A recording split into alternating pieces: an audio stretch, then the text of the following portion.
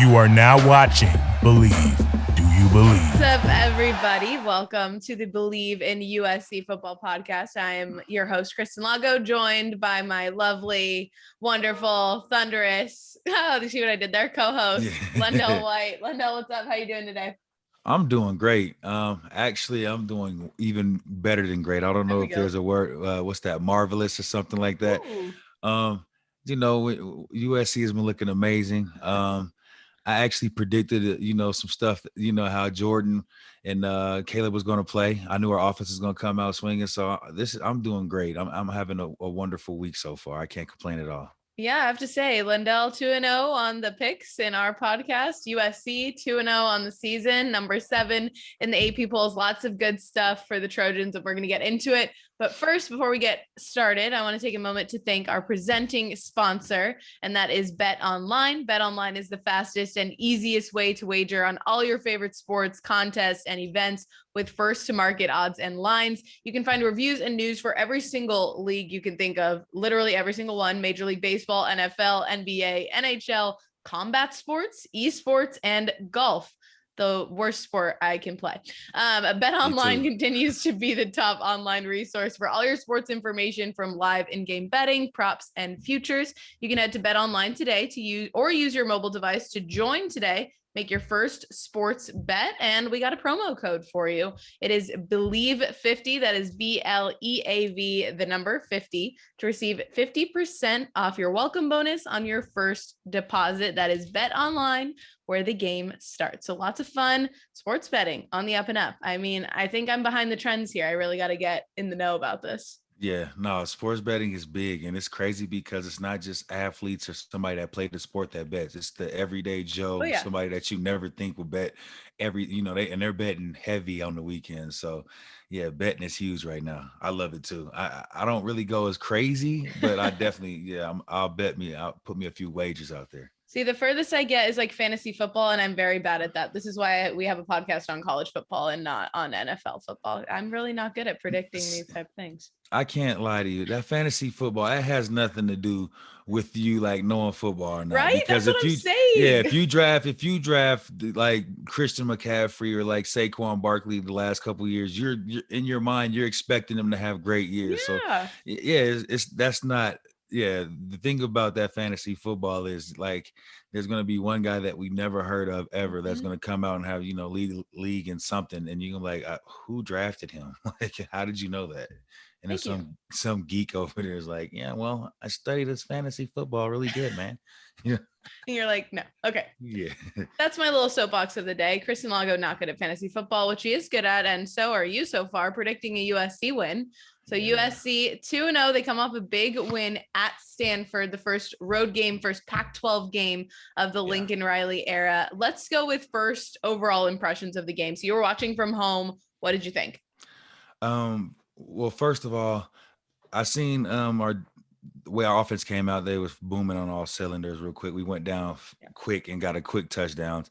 What I didn't like though is our first series on defense is how easy it was, for Stanford to, just to match our energy. Yeah. I think again, to me, that's really going to be our point of emphasis this year. We need to figure out how the defense can, put them in situations where we can get a lot more turnovers. Obviously, they did do that at the end, but I'm saying like a better team that knows how to finish right there. They'll be tied up at the end of the 2 series, and it looks like a different game. Yep. Luckily, we were able to, get the ball away from them. I think it was on the 2-yard line or something. We made it like so. That does a lot of wonders for the confidence of the team. But for them to, just drive down the field like that easy, I didn't like it at all. So we definitely have to step up our defense. But, our offense is booming. We knew that was going to happen. I want to ask your perspective on this. I was watching the game, and obviously the first half was so exciting. Even I think from a defensive perspective, some of the big plays that they made, but the second half, it seemed like a little bit of a different team, even though USC totally in control the entire game, right? I wasn't worried as a fan watching the game that they were going to lose. I firmly believed that they were going to win. I'm just curious if you think it's a matter of just like learning to play all 4 quarters, a little bit more of an accountability thing, even when you're ahead. Yeah, I think it's just right now they're definitely learning each other, and I also feel like Lincoln probably took the foot off the gas. He Yeah. definitely, obviously he wanted to score and still make plays, but it's like we ain't gonna pull every rabbit out the Yeah. hat right now. And we want Caleb to make smart decisions, keep our guys healthy. When you're able to score the way we're able to score, sometimes you're not really worried about what the back end looks like. Yes, of course, second half wasn't 4 touchdowns out the gate and Jordan Addison cutting and going crazy, but that's because he gave it to you the first half, and like you said, the game was pretty much like we had it in. So it's not really, I don't really feel like that's something that we need to worry about.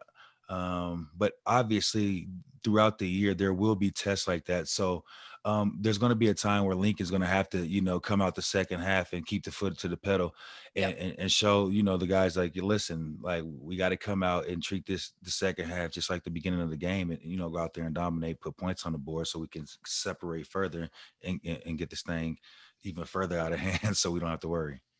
Let's talk about our guy, Caleb Williams, 20-27 on the night, 341 yards, 4 touchdowns. My favorite play, the stiff arm throwing the guy to the ground. I think that was when he won me over as a Trojan football fan. I think he saw his odds for the Heisman go up. He's like in the third spot now. I guess you played with a great Trojan quarterback, so what it means to kind of carry this team. What do you see from Caleb that reminds you of these great quarterbacks of, again, like USC past? Well, first things first, I was at Salute to Troy. That was about 2 months ago, earlier this year. And I met him, and it's so crazy because like you can meet a lot of people and you can talk to a lot of athletes and you can ask them like what their goals are or where they see themselves in 2 or 3 years. And I just asked him like, man, do you know how special you are? Like you have a chance to do something really great here at USC. And he like tapped me and was like, come here real quick. And I walked over to him and he showed me his phone. And on his phone, he has a list of what he wants to do. And he wants to win a back-to-back Heisman Trophy. Like, you know what I mean? And like he wants to win a national championship. He wants to bring stuff back, the pride and joy back to USC. And I'm looking at this list and I'm like, this is a kid that I know he transferred from Oklahoma, but when he embraced the USC culture, he understands what it is and he understands the spotlight. So yeah, I'm excited to see Caleb and where it can take him, only because like the sky's the limit for him. Now you can't go, feeling yourself or smelling, thinking that you're the guy automatically. Of course, in Hollywood, you're going to see yourself everywhere. That's just normal. But if you want this to keep happening, then you got to keep playing like Caleb did. The first half, Caleb, and continue to keep balling and keep stiff arming people like running back, because it makes the Trojan faithful out here, man, you're keeping us alive. We're so happy to see stuff like this. He has no idea, man. So really, we just want him to, not pay attention to what we're saying to you in a sense, because keep balling and doing what you're doing. But just he understands, I'm pretty sure, but just continue to understand, like, yeah, you're in the line of greatness, man. It's not just Matt Leinart or Carson Palmer, Rodney Peets. There's a whole bunch of line of greatness there. So he's holding it up pretty well so far. And I think it'd be easy to pick Caleb as the Trojan of the game, but I want to ask you who you thought was your Trojan of the game, and then I'll give you mine. Well, my Trojan of the game is clearly J.A. Man, she loves Jordan. He's the guy. He's a guy. Yeah. It's so crazy how, when you're watching film on this kid and you see how he's able to, make a play, and then you go out there, or I'm watching this game and it's like, I know Jordan's gonna have a big day, but as soon as Caleb takes the drop back, you're like, oh, here it goes. And it's happening before your eyes. So for me, it was Jordan Addison, because I called it last week. I said he'll come out and have a great game. And I also, I'm a running back, so I got to give another kudos to my guy, T-Dye, because I told you too that he's seen those guys ball out the week before, so he wanted to come out and he was going to get him some action. So yeah, I would say Jordan and Trav, man. And I love to see this shit, man. So you guys got to keep up the good work. I'm telling you, it's like they must be listening, because they're responding to exactly what you're calling. I hope they do. I think Relik's probably gonna have a big one this week. I can just see it for some reason, especially if he's healthy. That speed is gonna be hard to deal with, especially when you got Jordan, you got Mario. Man, listen, Mario, I probably was sleeping on you too. I apologize. I seen it, man. The Listen, shiftiness, yeah. man, we got some playmakers in that. I'm so happy to be a Trojan right now. I am so proud of you guys. Listen, but don't listen to me. It's only 2 games. It's only 2 games. So, keep your head down, keep working the way you guys have been, man. But you guys are making the Trojan faithful happy out here. Yeah, I would agree that I think Travis Dye had a really great game. I was at practice on Tuesday and he had some really good comments too about not being satisfied with that win and really thinking that they didn't get complacent, but that they could have had another kind of action-packed second half. So I like that they're not satisfied. I like that he's kind of like that mentality, that dog mentality that I really like. But my player of the game is actually the O-line because I've been pleasantly surprised by our offensive line for USC. I think they've allowed the running backs to really have some room. And then Caleb has stayed pretty clean through the first 2 games. So I got to give props to the big men up front. Yeah. You always got to show love to the Hogs. I apologize, Hogs. You guys have been doing a wonderful job. Definitely taking care of our guys.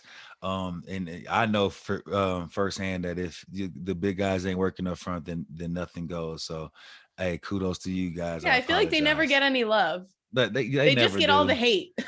Exactly. Let Caleb get sacked one time. It could be 1 sack out of 75 plays, and they're looking like, man, get him out of there. Yeah, you can get him. Like, it's crazy. But yeah, hey, O-line, keep doing your job. You guys you're the reason why the offense is running the way it is, for sure. There we go. Major props to the O-line. Let's get into Fresno State. Before we get into this year's Fresno State, yes, we're going to talk about the 05 game against Fresno State. Perhaps one of the, I don't know, there's so many great games in USC history, but this has been getting a lot of love on Twitter. Obviously, the 2005 team, one of the best in USC history, and Reggie Bush, your teammate, had one of his best games in 2005. As someone who played in that game, take me back, because I was only like 9 or 10 years old at this time, so I don't remember that much. Well, what's crazy is I watch it. Don't let me lie to you. I've seen it, but I haven't seen it recently. Yeah. So my memories may be scattered, or maybe even like something happened before one another. But I definitely do remember like being down at halftime. Yeah.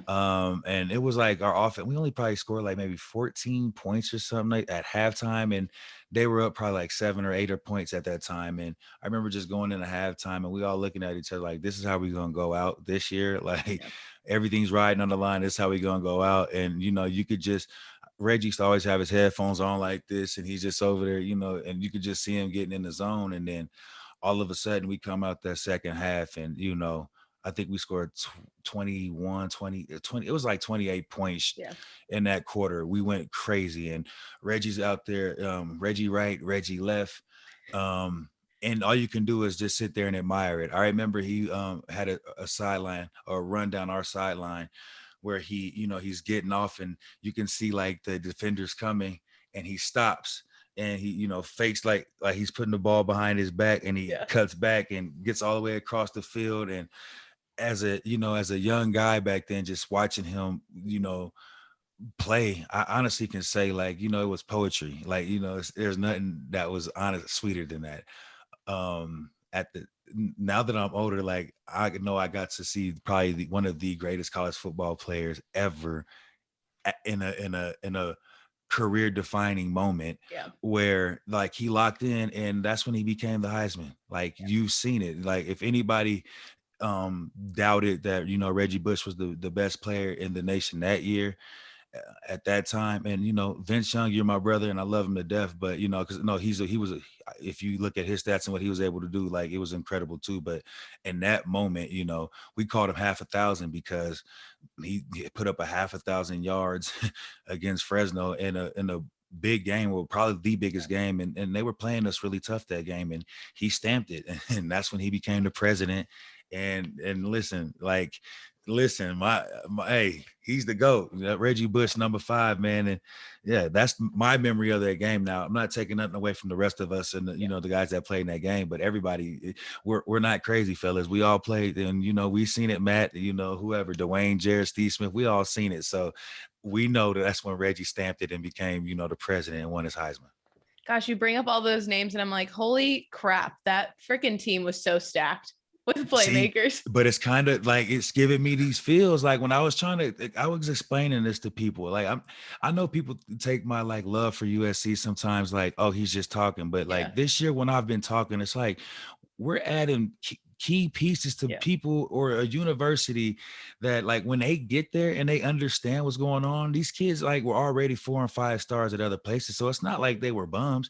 They just wanted to relocate or even come with their coach that was already a great coach. So man, I love to see this. I don't think people understand it. Like, we're Trojans and this shit has been a long time waiting. We have been waiting to, have conversations with people like this where we can talk and, look at how we're glowing and smiling so much about the Trojans. It's not getting on here and like, I don't know what we're going to do, man. I think we need to get rid of everybody. No, we're up here like, we got so many athletes. You got Mario, you got Travis, you got Raleek, you got Caleb. You like honestly, what I've seen these people put on films already, I know that they can go be starters or be the number one guy at a different D1 right now. It's evident. So yes, they're giving me 2005 vibes, and I love that. Yeah, that's a big statement. I like it. I like it a lot. They got to keep the ball rolling. Their first night game at the Coliseum. We'll talk about the environment at the Coliseum at night because I think that's a fun thing to touch on. But first, let's talk about Fresno State and the matchup. Lincoln Riley was saying this is probably the most sound offense they will have faced so far. Of course, only 3 games, but they got a pretty good quarterback, preseason offensive player of the year, all Mountain West quarterback for the Bulldogs. They're coming off a really tough loss to Oregon State. So you have that kind of, you want to bounce back. I'm curious what you make of the matchup. I think defense is key in this one because I think I'm not worried about the offense scoring points. Lago, did you just say that they lost to who? Oregon State. See, Mr. White, did USC not lose to Oregon State last year? Yeah, but that ain't this USC. I don't care. Listen, watch how Oregon State's gonna be like, I don't know what happened. It was a blink of an eye. Yes, we thought we were really that good because we beat USC last year, but it's amazing how fast you can do a 180 or a 360, whatever they want to say. So you think honestly, a blowout here? You think the USC is that much better?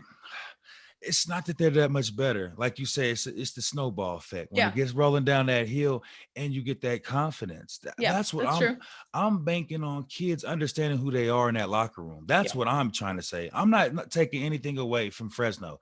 Fresno, obviously the Mountain West, they're formidable opponents. They have BYU still in the I Bleav so, yeah. And you can see what they've been doing. BYU has been on a wrecking ball the last couple of years. They've been doing really good. Well. But we're talking about an elite USC football team. I agree. With Caleb up for the Heisman. His Heisman's they jumped tremendously. Third best odds, I think. Yeah. You got Jordan Addison, where he's literally on a back-to-back Biletnikoff train right now. So it's like I'm not taking nothing away from them. I'm just saying that when our athletes or when our guys are playing like the USC guys, how they should be playing, yes, Fresno can get 21, but it should be, 56-21, where we're not worried about the outcome of the game. Yes, they put up points. Yes, they might even come out fast. Every team comes out fast versus USC. It's never a time where you can be playing a game where you be like, oh, unless we go to the SEC and when we beat the shit out of Arkansas that time. But there's never really a time where like people come out versus SC and it's like, oh, we're just gonna give them the game. No, they come out flying around. They're probably pissed because they didn't get a scholarship. You get their best, yeah. So I get it, but no, I see, and I call it again 56-25, something like that. But we come out handling our business. And Raleek has a solid game, and Jordan probably goes crazy again. They see. Or Mario, because now they're going to have to double one of the two, and somebody else is going to. Who are you going to pick? Yeah, you see what I'm saying? So pick your poison, and I love it, man. Or Taj, somebody. I'm sorry, the GOAT's son probably is waiting to have a game. Yeah. He's probably the Rice. He's definitely ready to have a game. So that's what I'm saying. Do you see, like, when we throwing out these names and these players, it's too many. Yeah, if you're a defense going against this offense, you're worried. Because you can only cover so many. You can only attack it so many different ways, right? Like, yes. And they're going to beat you. And one player or the other, they're going to beat you. And I think the offense doesn't worry me at all. And I think USC does cruise to a fairly easy victory. What I'd like to see, I think, from a just getting better perspective is less gash plays allowed by the defense in terms of the run defense specifically, especially coming off Stanford, right? I mean, you want to see improvement, especially if you're Grinch, right? You're trying to solidify your place, right? Like you got to. I mean, because as much as our offense was super flashy, those 2005 vibes, like I said, come on, the Sean Cody's and Kenichi was off the team then, but like Lawrence Jackson, Terrell Thomas. I mean, I can keep naming Darnell Bings and these people. You could literally go down every starter and it's like, a star. Yeah. But they knew where to be on the field. They knew where to run gap and fit up. And it's crazy because I'm pretty sure the stat is we probably gave up 300-yard rushers in 3 years just over those years. And that was, I remember it was 2 Cal running backs and then Vince Young in the Rose Bowl. So like, I hear you with the gash plays. Like that's not especially on the ground. Like that's something that we're not accustomed to. So we gotta start. I think that's just more about run fit and understanding. Like if your guy's in the A gap, somebody has to protect the B gap, and that's just staying patient and understanding. Like understand the coach who gave you an assignment, follow the assignment. So I think that's just more of our hiccups. As long as we, like I said, stay in our gaps and stuff, we can keep those guys from doing that. But that's going to be that's key because again, when we do play a better opponent or sometimes a better running back that gets on that run and he feeling himself, we can't let him get off going early because if we do, then we'll be in a dogfight. So yeah, and when you control the clock, I mean, when you control the run, you control the clock. So we definitely got to figure that out. All right. So big statements from you. You're saying 56-21 or 56-25-ish for the score prediction? Yes. Okay. You said Raleek Brown, probably the player of the game or player to watch this game if he's healthy? Yeah, I would like, Raleek. And Jordan. I'm sorry, Jordan Raleek right and now. Jordan. I see him on that tear. Yeah, he's on that tear where anything's possible. So Jordan and Raleek. I'm gonna take those two. I mean, I'm gonna say my bold statement. I'd like to see at least 2 more turnovers from the defense. I'm getting too used to seeing them force these turnovers. So I want another pick. I would love a forced fumble. Again, that one really got me going. I was like, okay. I'm with that. See, it's all about the ball. It's all about the ball. PC used to, stress that point so much, man. Like if the defense gets us the ball, that means offense obviously gets more chances to score, but that keeps them out of it, man. So yes, it's all about the ball. And I would love to see our defense keep committing that or keep committing or creating turnovers. Yeah, I love it. If we can keep our turnover ratio higher than that, like that's where great teams are made. And that's, that's where, hey, if the defense plays lights out and gets us the ball, that's when special teams, like that's when a special group of kids come together and you're like, man, anything is possible.